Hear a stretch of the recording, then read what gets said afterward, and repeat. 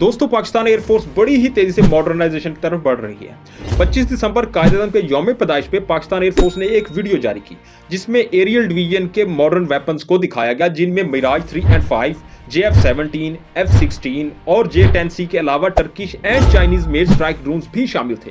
जबकि हाल ही में पाक एयर चीफ ने एक तकरीब के दौरान बताया है कि बहुत ही जल्द पाकिस्तान चाइना से 5th generation J-31 fighter jets भी खरीदने वाला है और इसके लिए तमाम तर ग्राउंड वर्क भी मुकम्मल कर लिया गया। दोस्तों, दरअसल पाकिस्तान एयरफोर्स के लिए फ्लीट में मौजूद 4th जनरेशन मिराज 3 एंड 5 तैयारे और 4.5th जनरेशन F-16 के पुराने ब्लाट्स को नए और बेहतर जेट से रिप्लेस करने की जरूरत है। इस प्रोसेस के तहत तकरीबन 350 फाइटर जेट्स की जगह नए JF-17 के एक्सटेंडेड ब्लॉक्स और 5th generation J-31 fighter jets को लाया जाएगा।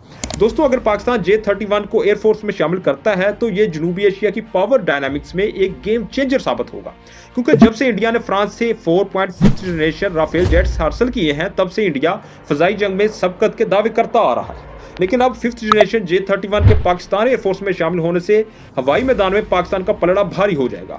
J-31 की बात करें तो ये twin engine multi role stealth fighter jet है, जिसे चाइना की शेनयांग एयरक्राफ्ट कारपोरेशन काफी अरसे से डेवलप कर रही है। इसकी स्पीड माक 1.8 है। इंटरनल फ्यूल पर कॉम्बैट रेंज 1200 किलोमीटर, जबकि एयर रिफ्यूलिंग के साथ 1900 किलोमीटर है। ये aircraft 12 medium range air to air missiles और 8 air to ground missiles carry कर सकता है। इस पर जदीद स्टेल्थ कोटिंग की गई है, जिसकी वजह से डिटेक्ट कर पाना इसका इंतहाई मुश्किल है।